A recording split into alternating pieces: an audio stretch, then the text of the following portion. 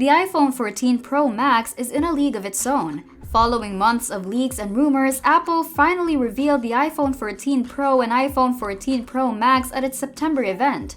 From afar, these two iPhones bring about some major changes. The iPhone 14 Pro no longer has the controversial display notch, but it also has a new 48-megapixel primary camera, a new A16 Bionic engine, and other upgrades. So what does the new iPhone 14 look like? And what are some of the most significant updates on the phones? Well, let's get started. The iPhone 14, iPhone 14 Plus, and iPhone 14 Pro Max feature several significant upgrades over its predecessor. More so than in prior years, it also varies noticeably from its basic sister. In the past, the camera was the primary justification for purchasing a Pro model, but this year it offers so much more.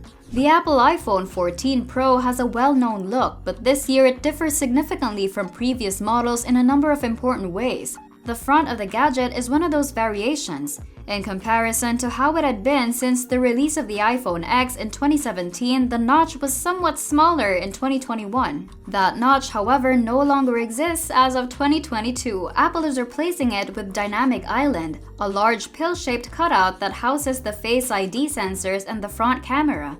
It's tasteful, unoffensive, and a fantastic change from the norm, providing something a little unique. But more than that, it serves a purpose.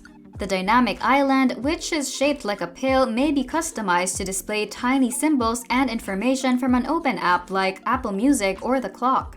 The Dynamic Island will divide if you've opened two applications, but if you tap and hold it for a bit, it will grow and give you more options. With one more press, the whole app that occupies the area is opened. Simply start the app as usual and swipe up from the bottom to have it display in Dynamic Island. However, it also functions with timely alerts. For instance, you'll be informed by it when a lift arrives. The area changes according to the warning, such as forming into a square for Face ID and opening up when you flip the silent toggle. The iPhone 14 Pro sports the same flat edges that we have seen on other parts of the device since the iPhone 12's redesign. Compared to the aluminum frame of the ordinary iPhone 14, it is made of surgical-grade stainless steel and is heavy, giving it a sturdy, upscale feel.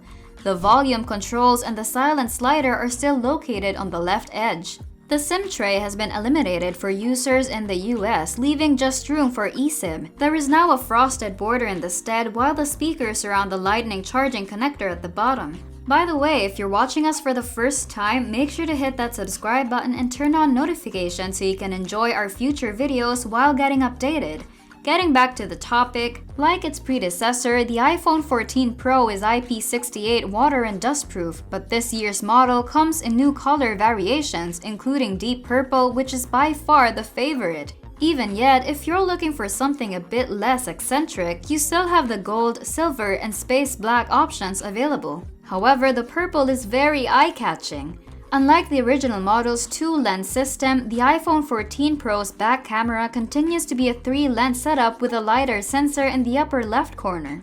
The camera housing's borders perfectly blend into the rest of the back glass panel since the iPhone 13 Pro's rear is made up of a single glass panel. Moreover, the camera housing stands out from the rest of the frosted back by having a glossy surface. The Apple iPhone 14 Pro boasts some fantastic display upgrades in addition to aesthetic modifications. It has an impressive 6.1-inch display, the same size as the iPhone 13 Pro. The pixel density is 460 ppi due to its resolution of 2556 by 1179 pixels. Many of the same technologies are also used, such as True Tone, HDR support, and Apple's haptic touch. ProMotion is also supported, although there have been enhancements made with an adaptive refresh rate between 1Hz and 120Hz rather than 10Hz and 120Hz as it was with the iPhone 13 Pro. As a result, the always-on display, which is the second major development alongside Dynamic Island, is made possible. The time, for instance, or activity rings remain on the screen in a colored, muted style without you turning it on, thanks to the always-on display. The lock screen you select for iOS 16 is reflected on the always-on display, which allows you to customize what you want to view by adding widgets.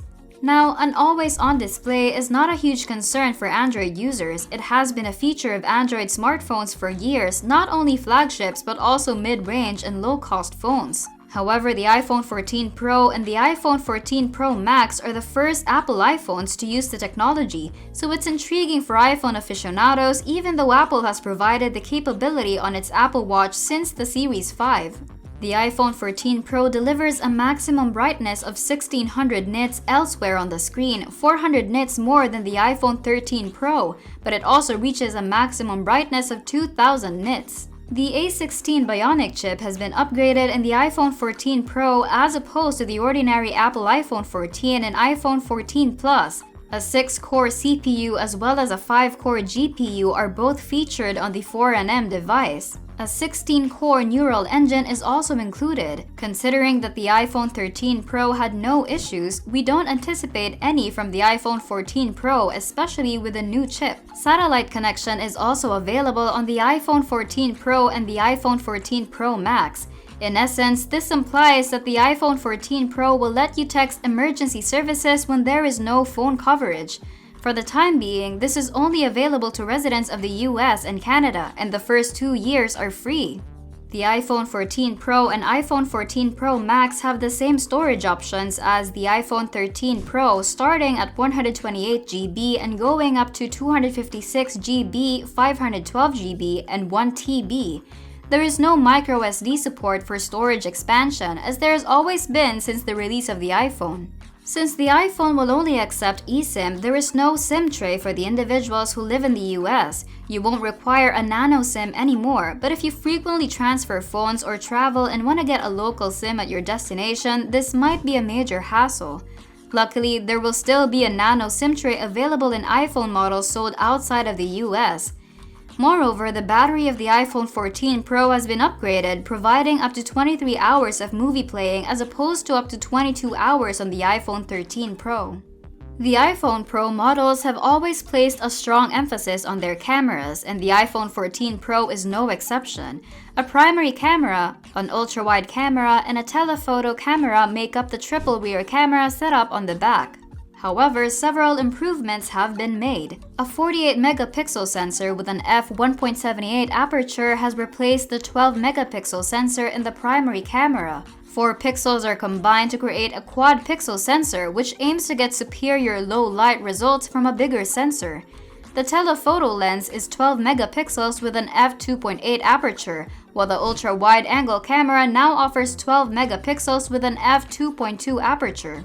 Apple has also included a feature called Photonic Engine that promises to enhance photographs taken in low light. It is essentially the same type of artificial intelligence that other manufacturers have used to generally improve the quality of pictures taken by all of your cameras, including the front. Even though a resolution increase is always welcome, Apple has always excelled in processing, which is what enables you to achieve a respectable picture just by pointing and shooting. The standard functions such as night mode, portrait mode with depth control, photographic styles, and cinematic mode are included. Including the iPhone 13 Pro, the iPhone 14 Pro has ProRes as well as a few additional features like action mode and foreground blur for portrait mode. The 12-megapixel front camera on the iPhone 14 Pro has a larger aperture, which should result in better low-light photos, and it now has autofocus. Overall, that should result in better selfies. The priciest among all is the iPhone 14 Max for $1,099, as the iPhone 14 Pro is priced at $999, while the iPhone 14 goes for $799. But as always, Apple accepts trade-ins for huge discounts. In general, the Apple iPhone 14 Pro stands out as the most exciting of the 4 new varieties of iPhone 14, which were just released. It comes with a whole new design, improved cameras, CPUs, and displays, and the dynamic island function is one of the most intriguing features. The iPhone 14 Pro has been designed to be the best iPhone that the company has ever produced, and the Pro model is now undeniably a Pro model as a direct result of all the upgrades and alterations that have been made. And it's a wrap. What do you think about this new iPhone release? Do you think it's a major upgrade from the previous iPhone 13? Does it have enough features for its price tag? Comment below. Also, please leave a like and subscribe. Don't forget to turn on the notification bell for more amazing videos.